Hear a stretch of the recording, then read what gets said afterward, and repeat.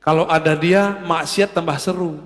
Sebenarnya itu diri kita sendiri ya. Jadi jangan dilihatkan ke orang, itu kita sendiri. Kalau dia agak baik dikit dan menjadi antum abis maksiat, nyesel nggak? Abis nyesel, nyalahin diri nggak? Atau nyalahin orang? Sama. Nyalahin diri, nyalahin orang berarti an-nafs al-lawwamah.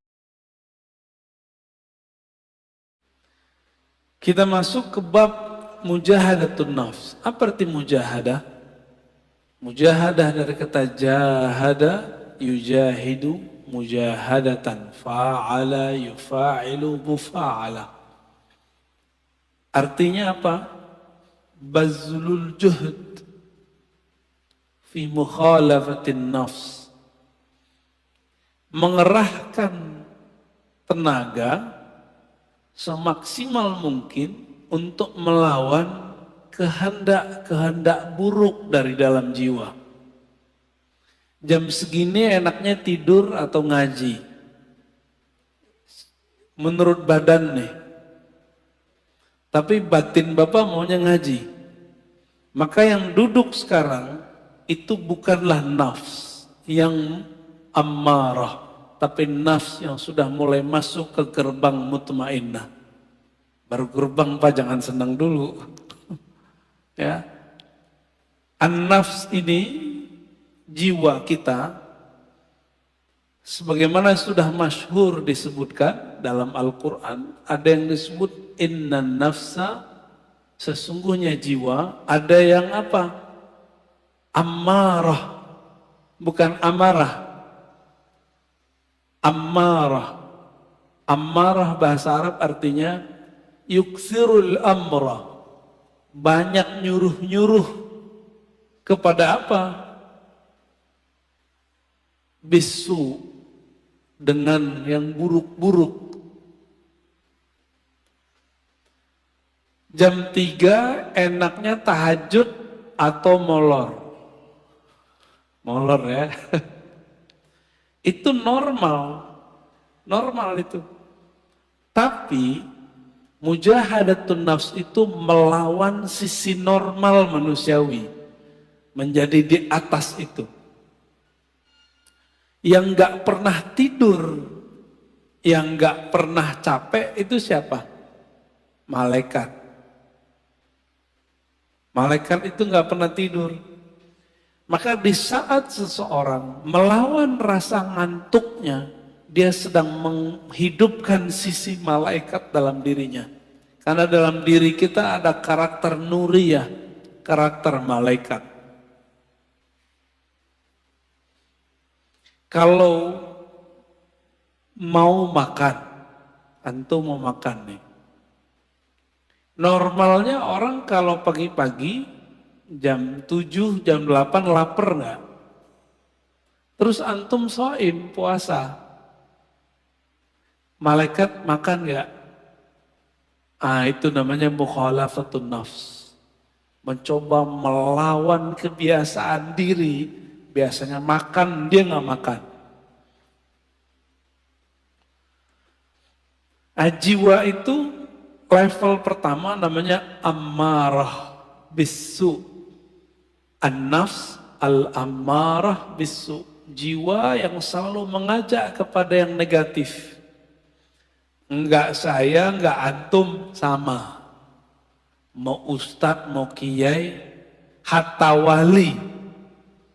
Apalagi cuma wali murid ya. Hatta wali Allah itu ada an-nafsnya. Al-ammarah bisu dalam dirinya. Bedanya dia bisa meredamnya. Jadi jangan dikira para wali itu selamat juga dari an-nafs. Al-ammarah, dia ada dalam dirinya, namun Allah mengizinkan untuk meredamnya. Ciri-ciri an-nafs al-ammarah, ide-idenya untuk berbuat yang rendahan itu lebih banyak daripada yang tinggi, yang bernilai. keinginannya untuk berbuat yang buruk lebih banyak daripada keinginannya melakukan kebaikan. Nah, itu ammarah bisu. Bahkan ammarah bisu ini lawan dari nafsul mutmainnah. Dia menjadi agen-agen maksiat. Kalau ada dia, maksiat tambah seru. Itu ammarah bisu. Sebenarnya itu diri kita sendiri ya. Jadi jangan dilihatkan ke orang, itu kita sendiri. Kalau dia agak baik dikit, dan menjadi an-nafs al-lawwamah. Jiwa yang lawwamah. Apa arti lawwamah? Lama yalumu lawman. Mencela. Lawwamah yang banyak mencela dirinya. Menyalahkan dirinya.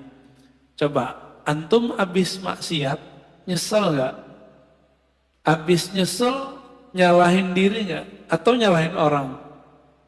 Sama.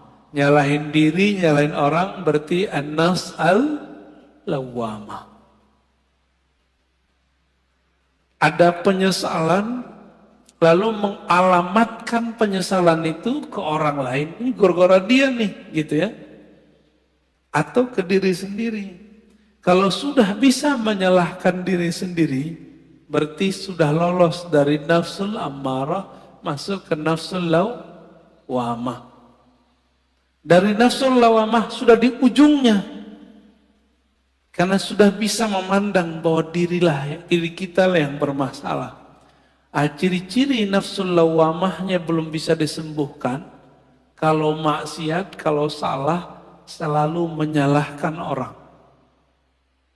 Ini kena handphone nih. Ini karena musik nih, musik yang disalahin. Kan baru muncul kemarin ada artis mau hijrah, mau tobat. Yang disalahin gitarnya yang disalahin. Dia yang maksiat, yang disalahin musiknya. Musik itu awal pembuka maksiat. Masya Allah. Saya nggak bela-bela musik juga. Karena saya nggak bisa main musik. Tapi kalau dia menyalahkan musik, berarti dia belum menyalahkan dirinya sendiri. Yang disalahkan diri kita sendiri. Anda mau tanya sama antum, lebih berbahaya musik atau smartphone?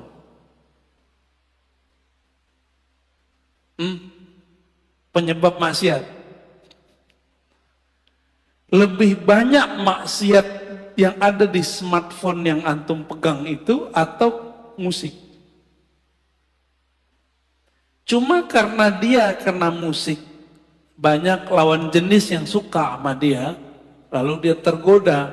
Yang dia salahkan musiknya. Ada kok orang main musik dia tergoda, malah nggak laku-laku juga ada. Jadi gagal karena belajar tazkiyatun nafsnya tidak benar. Belajar tazkiyatun nafsnya ala hawa nafsu yang baru. Jadi belajar tasawufnya tidak dengan cara ulama ahli tasawuf, tapi dengan cara ulama yang mengharamkan tasawuf. Akhirnya begitu jadinya. Ya, terjadilah yang antum tonton beberapa bulan ini. Rame nggak? Rame, ya. Berarti ada yang masalah dalam dirinya, ada masalah dalam gurunya. Karena tidak bisa mengarahkan. Jika engkau ingin menyalahkan orang, salahkan diri sendiri. Kita kalau maksiat nggak usah salahkan orang.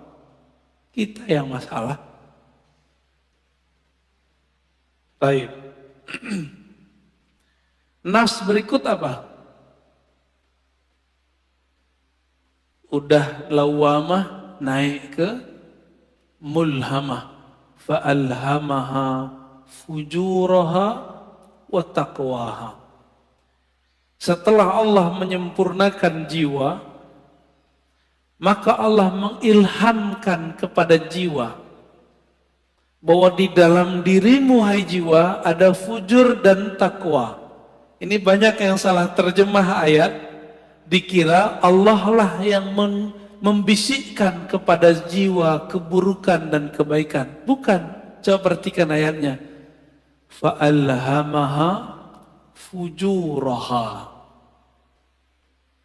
Lalu Allah mengilhamkan, memberitahukan kepada jiwa sifat buruknya ini loh, dan takwaha, sifat baik kamu ini. Bukan terjemahannya Allah lalu membisikkan supaya dia berbuat baik atau berbuat buruk. Nah begitu ya. Ini ada fi di dalamnya. Fa'alhamaha fujuraha wa taqwaha. Ada satu riwayat yang masyhur di kitab-kitab, cuma sayang setelah diteliti Imam Suyuti, Imam Ibnu Jauzi, riwayatnya dhaif. Tapi maknanya sahih, sesuai dengan ayat-ayat ini. Bahwa dahulu kala awal Allah menciptakan nafs jiwa. Ini riwayat didhaifkan. Emang dhaif, setelah saya teliti dhaif. Tapi riwayat ini saya masukkan ke Israiliyat. Kalau masuk ke Israiliyat kita boleh cerita. Ya. Tatkala Allah menciptakan nafs, lamma khalaqallahu nafs. Ketika Allah menciptakan jiwa, maka Allah bertanya, "Man ana wa man anta?" Aku siapa, kamu siapa? Apa kata jiwa? Anta, ana. Apa kata jiwa? Ente, ane. Jadi yang suka ngomong gua, saya, itu sifatnya nafs. Jujur, suka nggak ngomong saya, menurut gua? Seneng nggak? Seneng ya? Kok dia nggak menghargai saya? Gitu. Pernah ngalamin gitu nggak? Ya. Kok dia nggak menghargai aku? Nah, ada perasaan begitu dalam berinteraksi? Berarti nafsnya lagi on, Pak. Lagi on itu. Ditanya lagi, man anta? Wa man ana? Siapa kamu? Siapa aku? Sama jawabannya. Aku, engkau. Makanya sifat egois itu sifatnya nafs, bawaan nafs. Jadi nafs ini itu dulu pernah Allah Subhanahu wa taala celupkan kepada bi'iruz zulumat, ke dalam kegelapan syahwat. Masing-masing kita punya, Pak. Walaupun soleh ini kayaknya, berjenggot, berkopiah, bergamis, bersarung, nafsu kita sama-sama jelek. Mau saya, mau antum sama. Ya, jadi nggak usah putus asa ya. Biasa aja. Siapa tahu antum lebih mulia dari aneh. Gitu, dalam nafs. Tapi kalau udah merasa mulia, berarti nafsnya udah rusak. Nafsnya udah rusak. Baik. Lalu Allah buatlah nafs itu lapar. Dibuat lapar itu nafs. Sekian ribu tahun dia lapar. Lalu Allah bertanya lagi, Ayyatuhan nafs, man ana wa man anta? Saya siapa? Engkau siapa? Kata Allah. Barulah nafs itu merasa butuh. Apa kata nafs? Ya Rabb, anta Rabbi. Engkau adalah Rabbku, Tuhanku. Sedangkan aku adalah hambamu. Inilah asal muasal daripada tazkiyatun nafs. Mujahadatun nafs. Jadi nafs ini hanya bisa dikekang dengan satu hal. Lapar. Nggak bisa lebih, nggak bisa kurang. Nggak bisa lebih dari itu, nggak bisa kurang juga dari itu. Dibikin lapar dia. Jadi kalau antum merasa bahwa kok susah ngelola diri ini, puasa. Jangan hanya puasa fisik, mulai puasa yang sifatnya lebih detail. Pernahkah kita puasa gadget? Pernahkah kita puasa ngomong? Ngomong yang buruk-buruk. Jangan puasa ngomong, gak ngomong sama sekali. Puasa tidak ngomongin orang, bisa gak? Pernahkah kita puasa tidak memikirkan dunia? Syekh Abdullah Faiz Ad-Dagestani An-Naqsyabandi itu kalau beliau terpikir dunia, beliau tobat mandi wajib. Mandi tobat. Ada orang begitu, Pak. Kalau kita baru bangun tidur ingat dunia nggak? Nyari handphone. Bener. Antum bangun tidur nggak nyebut nama Allah. Allah cemburu. Untung masih dikasih nyawa bangun subuh. Alhamdulillahirabbil alamin. Baik. Itu an-nafs al-mulhamah. Allah ngasih tahu kepada jiwa, di dalamnya ada fujur, kekejian, kehinaan, syahwat yang meledak-meledak. Dan juga ada taqwaha, ada nilai baiknya. Maka sampai nanti, sampai kita mati, ini gak akan selesai. Walaupun naik, sudah naik jadi nafs mutmainnah. Maka jangan pernah merasa aman dari diri kita.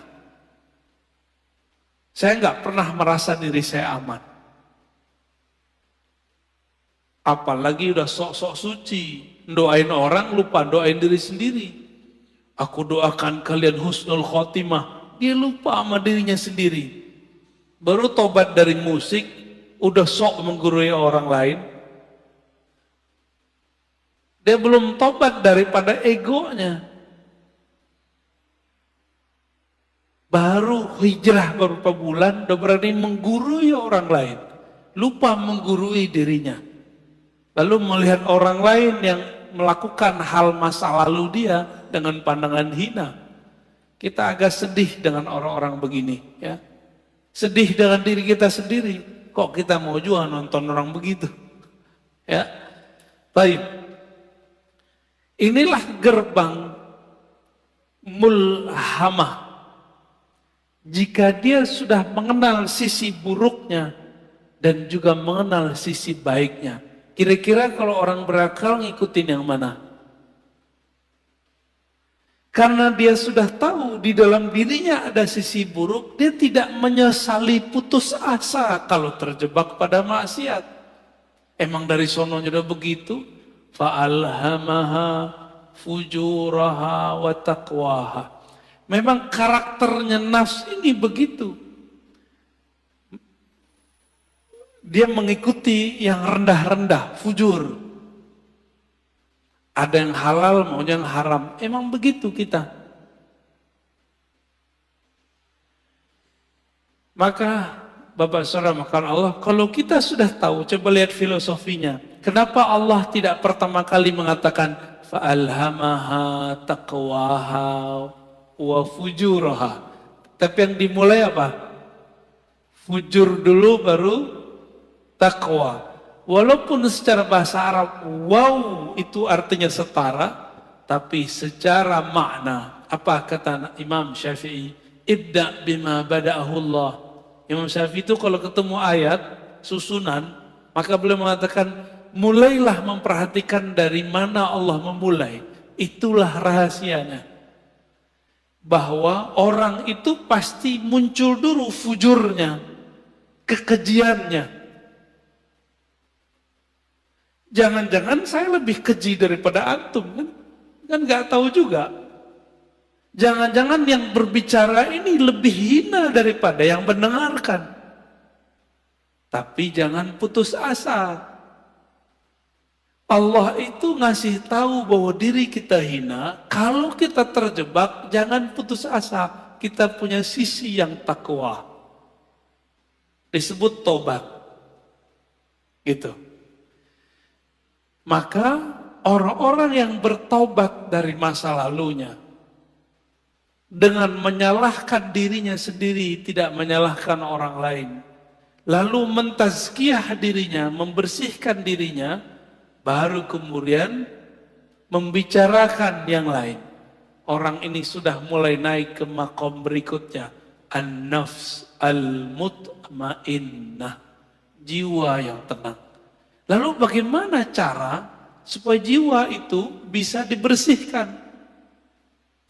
Maka kita katakan, mujahadah itu nama sekolahnya.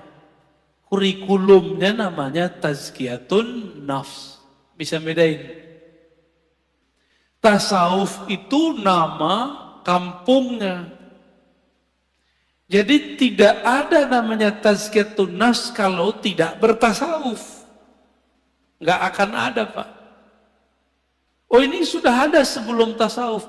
Iya, tapi itu spiritnya tasawuf. Tazkiyatun nafs itulah yang disebut dengan taubah. Tazkiyatun nafs itu disebut dengan taubat. Dimulai dengan tazkiyah nafs itu dengan cara puasa, tobat, ya, tobat dari dosa. Jadi kalau kita turunkan tasawuf, mujahadatun nafs, apalagi tazkiyatun nafs, begitu modelnya. Jadi kalau ada orang mengajak kajian tazkiyatun nafs, tapi tidak memulai dengan tasawuf, gimana kurikulumnya? Pasti ada halalnya, pasti ada kelemahan-kelemahannya. Kayak gitu modelnya. Ya, karena nggak tahu petanya tadi, dimulai dari jiwa yang 4. Ammarah, lawamah, mulhamah, baru masuk mutmainnah. 4 aja udah cukup dulu sebelum yang 3 yang lain. Jadi taubat itu bukan saja dengan cara mencela maksiat kita. Taubat itu dengan cara tazkiyah, itu pertama. Lalu tahliyah yang kedua. Apa arti tazkiyah? Membersihkan diri dari yang kotor. Kita kalau mau sholat, tubuh kita kotor, kita langsung sholat atau mandi dulu? Mandi itu namanya tazkiyatun nafs. Mandinya orang-orang maksiat, tobat. Supaya simbol dan maknanya nyatu, maka ada namanya mandi tobat. Nah, pernahkah kita mandi tobat? Maka mulai pagi ini, coba Bapak sekali sehari niat kalau mandi itu mandi tobat. Mau ngamalin? Ya. Jadi ketika kita mandi, kalau mandi tobat berani nggak pakai celana? Maka pakai kain basahan. Kecuali antum bukan mandi tobat. Pakai kain basahan atau pakai celana kita mandi. Cara mandinya gimana? Mulai dari wudhu. Lamain di kaki, siram kaki kita dulu. Udah siram kaki, mulai pundak. Baru kepala. Niatkan, ya Rob, ampuni dosaku. Jadikan dosaku hanyut seperti hanyutnya daki-daki di badanku dengan air ini. Dalam hati kita ngomong. Itu cara mandi tobat. Dulu mandi tobatnya cuma diajarkan di surau-surau, zawiyah-zawiyah. Ini sekarang kita bagiin aja lah. Ya. Lama amat antum mau jadi orang bener. Kita juga lama menjadi orang bener. Dulu harus ngaji dulu. Nah, sama-sama belajar bener kita. Ya. Mau ngamalin ya. Sama-sama kita amalkan mandi tobat. Bid'ah itu Ustaz, ya makan aja tuh bid'ah itu. Ini udah diamalkan banyak ulama. Dari mana dalil mandi tobat? Teman-teman, orang masuk Islam mandi nggak? Dianjurkan mandi nggak? Bener. Maka ada mandi dari kafir masuk Islam. Dari situ ulama kita ngambil, kita sudah Islam, melakukan maksiat, udah tahu lebih gede nggak dosanya? Lebih gede dosanya. Maka secara batin lebih kufur. Masuk lagi ke ranah iman, kita mandi lagi. Dari situ dalilnya. Ya. Jadi mandi tobat bukanlah bid'ah, mandi tobat adalah sesuatu yang lebih sunnah daripada mandinya orang kafir masuk Islam. Orang kafir masuk Islam wajar, dia tadinya kafir, sekarang masuk Islam. Kita ini sudah Islam, tapi melakukan kerjaan orang-orang kafir. Lebih kufur gak? Lebih wajib gak kira-kira mandi tobatnya? Menurut saya itu lebih wajib. Ya, coba mandi tobat. Ini amalan para wali Allah. Para wali Allah itu teman-teman, sahabat-sahabat karena Allah, amalan intinya itu tobat. Tobat itu adalah praktek tazkiyatun nafs. Ini ada orang ngaji tazkiyatun nafs tapi nyalahin ini, nyalahin itu nggak benar tazkiyatun nafsnya. Kalau mau jadi diri kita benar, orang lain benar, mulai dari tobat. Tobat itu isinya apa? Muhasabatun nafs wa nadmuha. Menghitung-hitung kesalahan diri lalu menyesalinya. Maka Nabi berkata, an-nadamu taubah. Hadis sahih. Yang disebut tobat itu kamu menyesali. Bagaimana mungkin menyesalinya kalau tidak pernah menghitung kesalahan diri sendiri? Pernah nggak ngitung kesalahan kita? Yang ada kita ngitung kesalahan orang. Kesalahan gitar, kesalahan musik. Musik lagi yang disalahin. Orang teman lagi yang disalahin. Itu di luar gak ada minum khamar. Itu tua, kalau gak diminum, gak masalah kan? Masalahnya antum minum itu aja. Baik. Tasawuf, dalamnya apa? Mujahadatun nafs. Dalamnya lagi apa? Tazkiyatun nafs. Inti tazkiyatun nafs apa? Taubat. Ciri-ciri orang tobat, dia suka mencari kesalahan dirinya sendiri. Bukan kesalahan orang lain, apalagi kesalahan kelompok lain. Paham? Apalagi kesalahan torikot lain, manhaj lain. Kalau di dunia kerja, ciri-ciri orang yang sudah tobat, pribadi tobat, dia kalau ada kesalahan dalam pekerjaan tim, tidak suka menyalahkan kawannya, tapi dia suka menyalahkan dirinya sendiri. Makanya kemudian prinsip-prinsip agama ini sudah menjadi sistem dalam perusahaan-perusahaan. Ada namanya report, benar. Report, laporan. Laporan harian, laporan mingguan, laporan bulanan, laporan tahunan, benar. Itu namanya muhasabah. Jika orang-orang sekarang bekerja untuk dunia pakai prinsip tobat, kenapa untuk akhirat tidak menggunakan prinsip tobat? Jika ada perusahaan tidak menggunakan sistem report, kira-kira dia punya kemajuan nggak masa depan? Nggak ketahuan dia maju. Dia ngerasa maju tapi nggak maju-maju. Samalah kira-kira begitu. Jika seorang jiwa, suatu kelompok sibuknya dengan kesalahan orang, tidak sibuk dengan kesalahan diri sendiri, spiritualnya nggak naik-naik. Ya, Jumlah orangnya bisa tambah banyak, tapi jiwa mereka tidak berkualitas. Di dalam Al-Quran, Allah berfirman, "Wajahidu fillahi haqqa jihadih." Dan berjihadlah, bermujahadalah, ya. Jahidu artinya bermujahadahlah. Fillah. Jadi ada dua. Jihad itu fi sabilillah, sedangkan mujahadah fillah. Bisa bedain? Jihad di jalan Allah. Kita sedang memperjuangkan agama Allah, itu jihad fi sabilillah. Tapi kalau kita sedang melawan diri sendiri, itu namanya jihad fillah. Jihad mengalahkan diri, memenangkan Allah, itu namanya surat Al-Hajj ayat 78. Ini dalilnya kita. Kalau orang bertanya dalil, apa dalil mujahadatun nafs? Ini dia.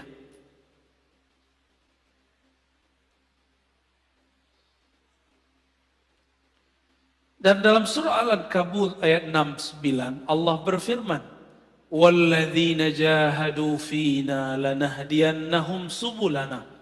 Orang-orang yang bermujahadah, yang bersungguh-sungguh melawan dirinya untuk mendapatkan ridho kami. Lanahdiyannahum subulana. La di situ bukan la tidak, tapi sungguh. Sungguh ada nun taukid di belakangnya.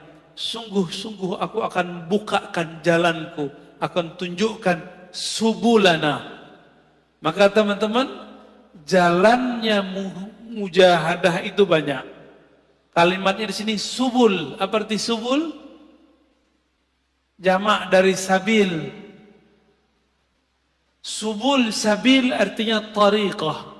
Subul sama dengan turuk, artinya jalan-jalan. Banyak jalan. Berarti jalan untuk memperbaiki diri itu lebih dari satu. Tidak hanya satu tariqah, bisa banyak tariqah. Tidak hanya satu manhaj, tapi banyak manhaj.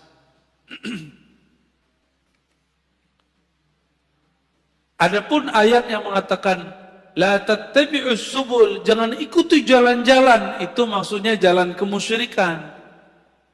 Adapun kalau sudah masuk ke dalam Islam, di situ banyak metodologi. Ini dia. Jadi kenapa thariqah itu banyak?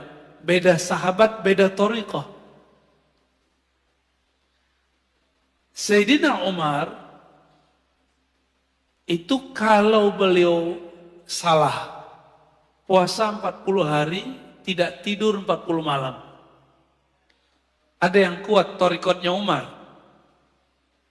Ada yang kuat thariqat Umar? Bid'ah enggak?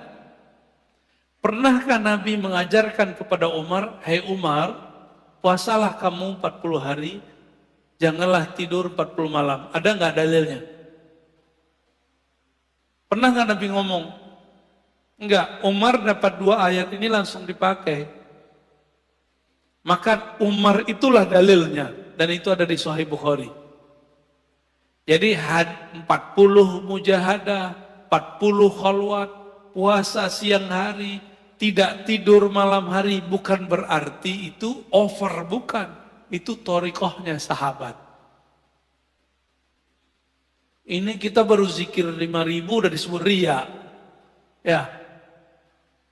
Kita baru kemudian gak tidur malam hari disebut berlebihan. Umar tiap malam gak bisa tidur. Karena dia merasa bersalah kepada Rasulullah Sallallahu Alaihi Wasallam.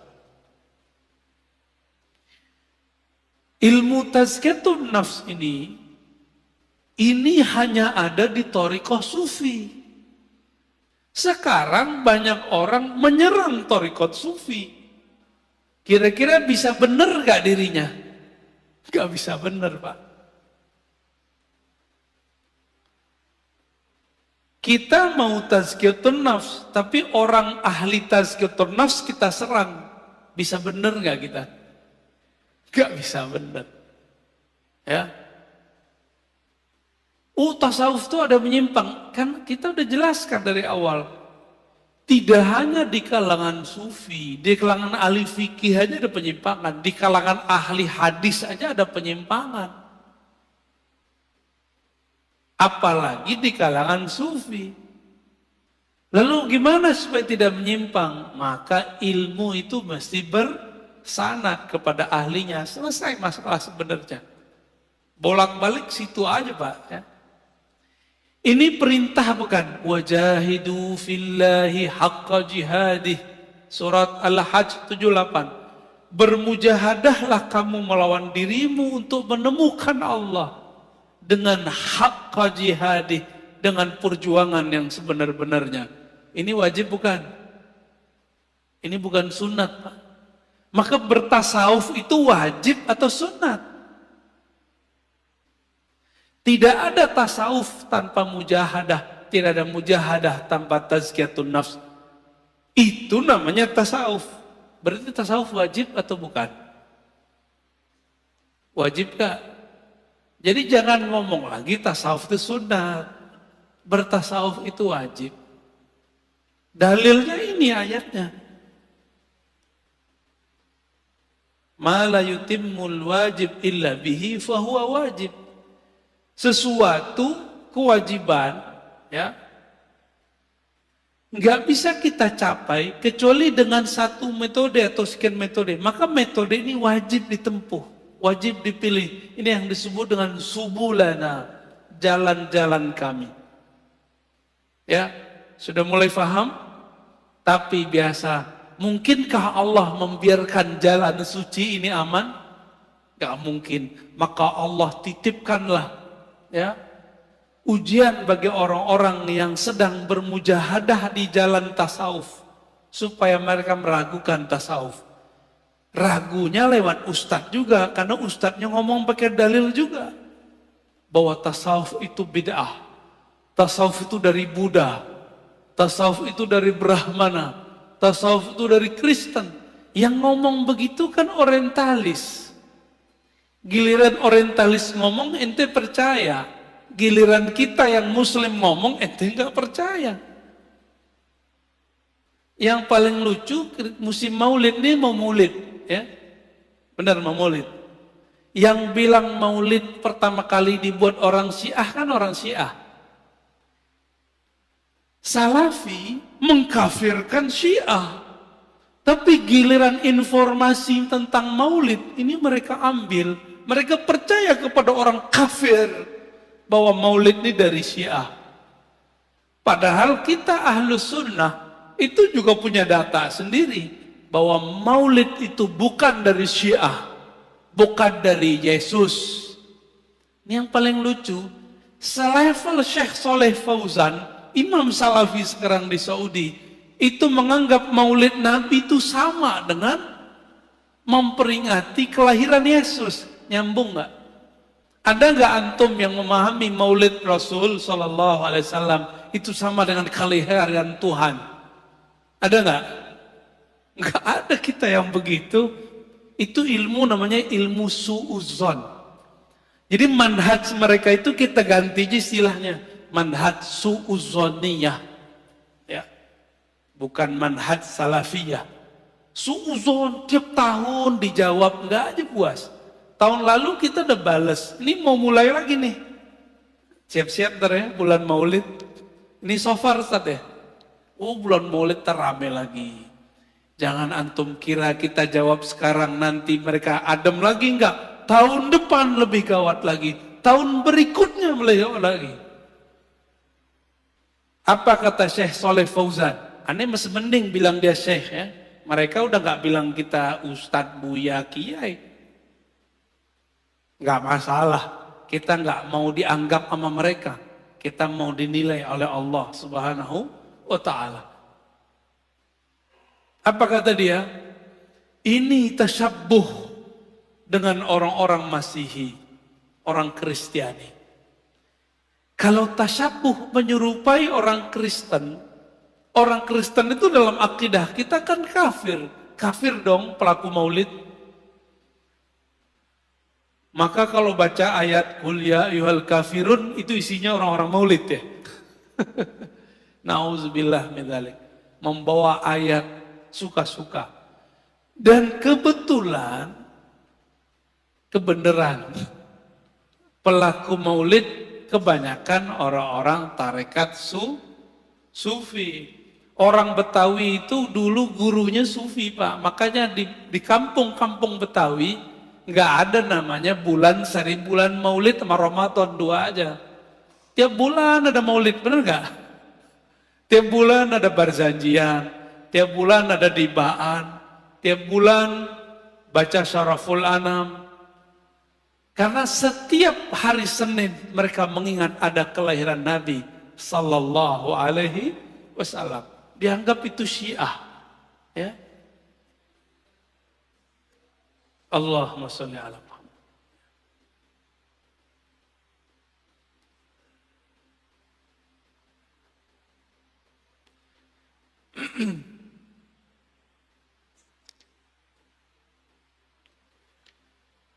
Tadi saya sudah hantarkan bahwa jiwa kita awalnya adalah an-nafs al-ammarah bisu, mengajak kepada keburukan.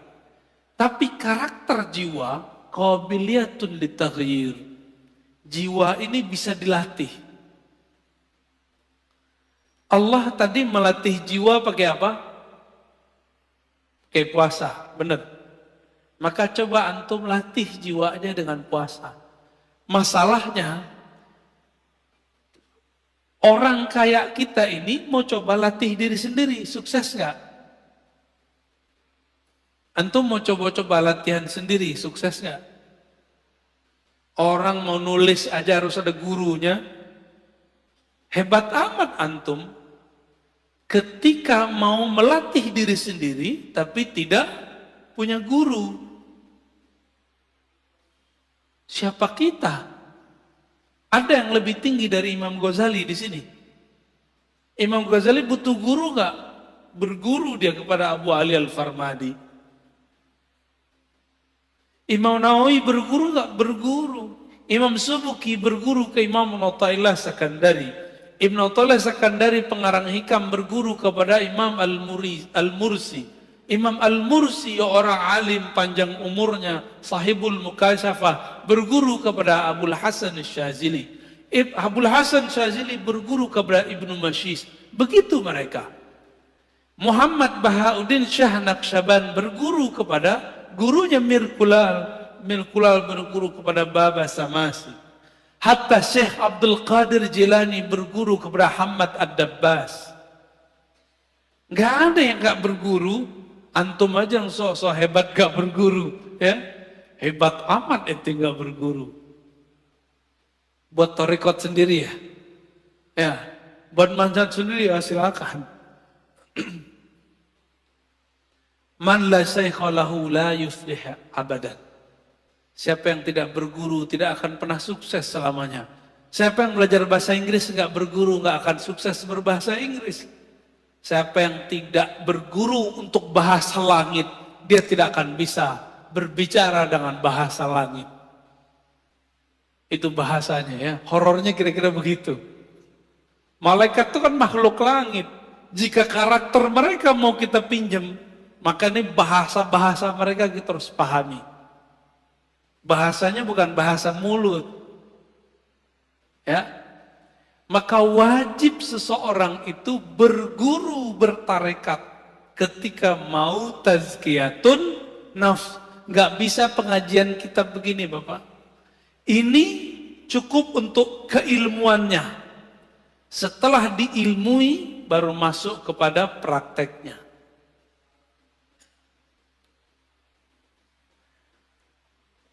Beda orang, beda masalah. Ada sahabat Nabi datang mengatakan, "Ausini ya Rasulullah." Wahai Rasulullah, tolong ajarkan aku. Apa kata Nabi? La taghdab, jangan marah. Wahai Rasulullah, aku pengen yang lebih. Apa kata Nabi? Jangan marah. Sampai 3 kali. Falakal jannah, pasti masuk surga. Datang orang lain bertanya, "Wahai Rasulullah, apa amalan terbaik?" Nabi menjawab, It'amut ta'am, kamu memberi makan. Datang orang yang lain, wahai Rasulullah, apa aman paling tinggi? Nabi mengatakan, al-imanu billah, percaya kepada Allah. Berarti beda orang, beda cara. Inilah dalil kenapa thariqah itu banyak. Paham? Ustadz, saya pusing, kenapa di sono ada Tijaniyah, di sono ada Idrisiyah, di sono ada Naqsyabandiyah, di sono ada Samaniyah, di sono ada Syadziliyah, di sana ada Qadiriyah. Kenapa? Memang dari nabinya sudah begitu.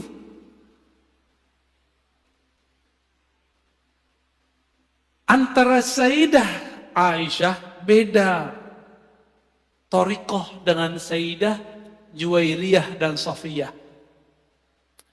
Sayyidah Aisyah thariqatnya thariqat ma'rifat, ngaji. Sayyidah Safiyah thariqatnya thariqat zikir.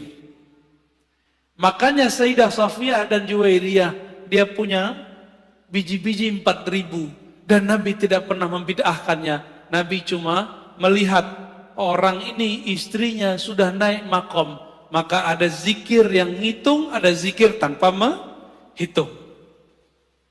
Enggak seperti kelompok sebelah bilang ini menghitung bid'ah. Enggak ada di lafaz hadisnya bid'ah. Malah Nabi biarin itu ya. Sedangkan Sayyidah Aisyah thariqahnya ngaji. Maka Aisyah itu kalau di rumah debat mulu. Debat sama Nabi. Masa sih Rasulullah terturun lagi ayat. Jadi karena Aisyah tuh banyak ilmu turun. Jadi kadang-kadang Ustadz Kiai ini kalau punya istri cerewet dikit bersyukur. Nanti ilmunya keluar. Apalagi wali ya. Wali itu ujian paling beratnya istrinya sendiri. Serius. Ya. Waliullah itu ujian pertamanya istrinya. Antum tahu Sayyidina Umar? Itu waliullah bukan? Waliullah bukan? Ada yang meyakini Umar bukan wali, pasti Syiah. Sayyidina Umar di rumah itu dikata-katain bininya. Ente nih wali, kira-kira begitu. Masa Amirul Mukminin begini?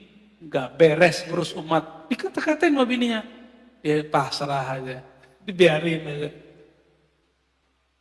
Bukan berarti Umar gak ada harga dirinya. Itulah cara Umar yang biasa ngata-katain orang di luar. Sekarang dia terima gak dikata-katain sama bininya sendiri? Apa perasaannya dikata-katain oleh orang dekatnya sendiri?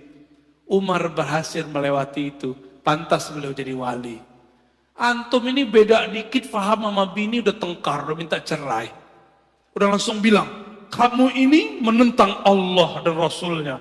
Yang ditentang ente, bukan Allah dan Rasul. Jangan bawa-bawa pemahaman kita satu level dengan Allah dan Rasul. Pemahaman kita ini bisa salah. Allah dan Rasul tidak pernah salah. Istri suka posting dirinya, jangan langsung dihardik. Pelan-pelan, dek. Setiap nikmat itu pasti ada yang iri. Kamu begini ntar ada iri, urusan dia. Ntar lama-lama pasti ada yang ngecengin tuh cewek, ya istri kita tuh, atau pasangan kita, atau adik kita, atau teman kita. Nanti dia sadar sendiri. Lama pelan-pelan aja. Kamu kalau tidak take down itu foto, video, saya jatuhkan talak 1. Gak begitu caranya. Gak begitu caranya. Allah aja pelan-pelan mendidik nafs. SP1 ya kan? Wahai nafs, wahai jiwa, aku siapa, engkau siapa. Sampai yang ketiga baru dididik, dikasih ancaman. Gak dikasih makan. Begitu caranya ya. Jadi jangan main SP aja baru ngaji berapa kali. Baru santri kilat, belum santri beneran. Udah belagu aja kayak santri ya. Antum belajar torikotnya sih bagus, antumnya nggak bagus.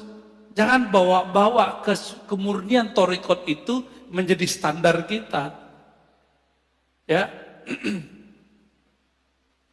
Man zayyana zahirahu bil mujahadah, hassanallahu sarairahu bil musyahadah. Guru Imam Abul Qasim Al-Kushairi, namanya Abu Ali Ad-Daqqaq. Abul Qasim Kushairi ini punya murid Abu Ali Al-Farmadi. Abu Ali Al-Farmadi punya murid namanya Ghazali. Dan Yusuf Al-Hamadani. Yusuf Al-Hamadani umurnya panjang, ilmunya sama dengan Ghazali. Yusuf Al-Hamadani punya murid namanya Imam Abdul Khaliq Wujudawani, melahirkan nanti Thariqat Naqsyabandiyah di Uzbek. Di Baghdad dia punya murid Abdul Qadir Jilani. Muridnya mendirikan Thariqat Al-Qadiriyah.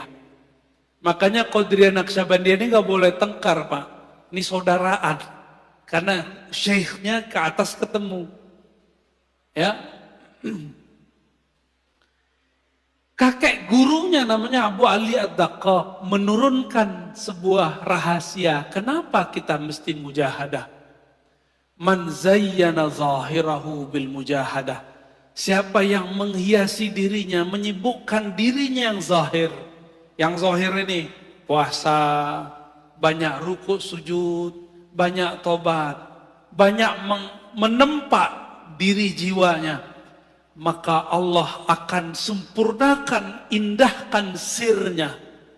Hassanallah sarairahu bil musyahadah. Allah akan bukakan jiwanya dengan menyingkap sesuatu tentang dirinya. Dan syukur-syukur sampai kepada musyahadah, memandang kepada nama Allah, fi'il perbuatan Allah, sifat Allah, syukur-syukur Allah petunjukkan ihsan bertemu dengannya. Maka orang-orang yang tidak sibuk mendidik dirinya karena dia tidak punya guru, orang-orang ini tidak akan pernah sampai kepada Allah. Kenapa? Mikir, ini antum kalau nggak punya guru, mandang zikir 100 aja lama. Tapi kalau punya guru, jangankan 170.000 aja dijabanin. Coba aja kalau punya guru. Sekarang coba sebut zikir 70.000, kebayang berat nggak? Jangan dengan 70.000. Kita bilang, zikir ya pagi sore 1000, antum pasti langsung kabur. Ya, tidak boleh ikut kajian saya kecuali paginya dan sorenya zikir 1000. Pasti nggak ada yang datang. Atau doang. Ya. Itu zikir. Nah, nanti ada bab setelah ini, insya Allah di bulan depan kalau umur kita panjang. Pengurus mintanya 2 kali. Tapi kalau 2 kali sayangnya nggak kuat ya. Semoga nanti ada waktu. Nanti ada bab tentang zikir. Jadi jangan langsung ke zikir. Mujahadah dulu diri baru masuk ke zikir.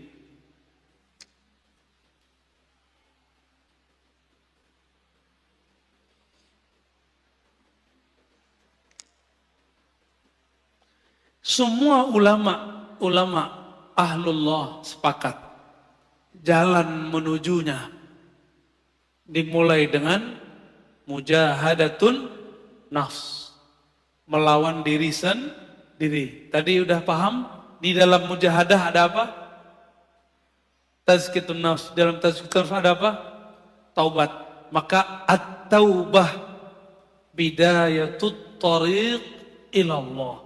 Taubat itu spirit dari tazkiyatun nafs adalah awal dari membuka jalan menuju Allah. Siapa yang tidak mulai dari jalan ini, maka dia tidak akan sampai kepada Allah. Mata tolong hati-hati hijrah. Hijrahlah fikrah dengan pemahaman yang benar. Hijrahlah mazhab dengan mazhab yang sahih. Hijrahlah thariqah. Dari thariqah nyalahin orang, serang nyalahin diri sendiri. Dari thariqah memandang aib orang, memandang aib diri sendiri. Disebutkan di kitab ini bagian terakhir yang mau kita katakan. Orang yang di dalam dirinya masih ada aib, pasti memandang orang lain dengan aib. Ini rumus. Man kana fi nafsihi aibun yara fi ghairihi aiban. Siapa yang melihat dirinya, yang tidak melihat dirinya punya aib, yang tidak sadar ada kesalahan dalam dirinya, pasti dia akan menyalahkan yang lain. Maka saya ini banyak aib, makanya saya masih sering nyerang-nyerang kelompok sebelah ya. Tapi kita, kenapa nyerang kelompok sebelah? Karena kita diserang bertubi-tubi setiap hari, setiap saat. Maka ini wajib hukumnya, karena hukumnya difa'un nafs, memperjuangkan pemahaman kita yang kita terima dari masyayikh yang bersanad kepada Rasulullah. Insya Allah bukanlah aib.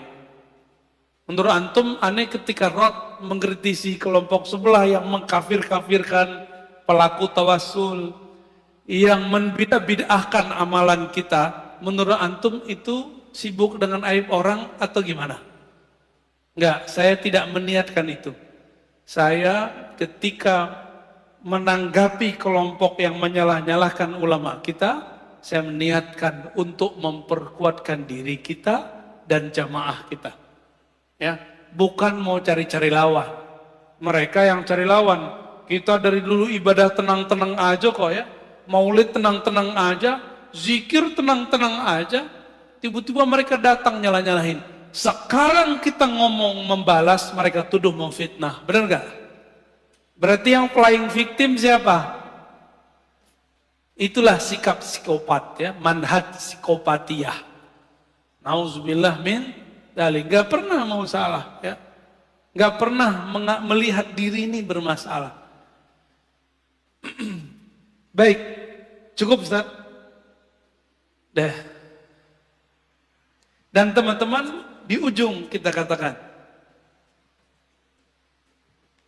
tidak ada orang yang aman. Kenapa? Karena qalbu hamba baina isba'ain min asabi'ir rahman. Di antara jari-jari Allah. Kalau ini jari, kan bebas-bebas mau diapa-apain. Maka jangan pernah merasa sok suci. Ya. Setiap hari antum harus menuduh diri sendiri, bukan menuduh orang lain. Maka ciri-ciri orang yang sudah lolos tazkiyatun nafs level 1, dia sudah mulai menuduh, jangan-jangan aku nih yang masalah. Ya. Maka di akhir beliau mengatakan, apa kata beliau? Al-mujahadah aslun min usulit tariq as-sufiyah. Mujahadah itu adalah pokok ajaran sufi. Wa man haqqaqal usul nalal usul. Siapa yang membaguskan usulnya, pokoknya, dia akan tangguh cepat sampai kepada tujuannya. Wa man tarqal usul hurimal usul. Siapa yang goyang pondasinya, usulnya, pokoknya, dia tidak akan pernah sampai. Biarlah mesin mobil kita, ya mesin lama yang penting jalan. Daripada mesin baru nggak pernah jalan. Biarlah mobil tua, tapi dia bertahap ya. Bertahap sampai. Daripada mobil bagus tidak pernah diajak berjalan. Ya. Maka tubuh ini mari diajak mujahadah. Mulai hari ini mujahadah, zikir pagi, zikir sore, cari guru, cari syekh mursyid yang bisa mendidik jiwa kita, yang dia juga tidak pernah menyalahkan orang lain, yang dia fleksibel seperti Nabi. Jika orang ini datang diajarkan dengan zikir A, jika orang ini datang zikirnya A tapi jumlahnya tidak sebanyak B, jika orang ini datang kemudian beliau pun lebih fleksibel. Begitulah ciri-ciri al-mursyid kamil mukammil. Dia bisa memahami muridnya, bukan pengen dipahami muridnya. Wassallallahu ala Muhammad. Fadhal.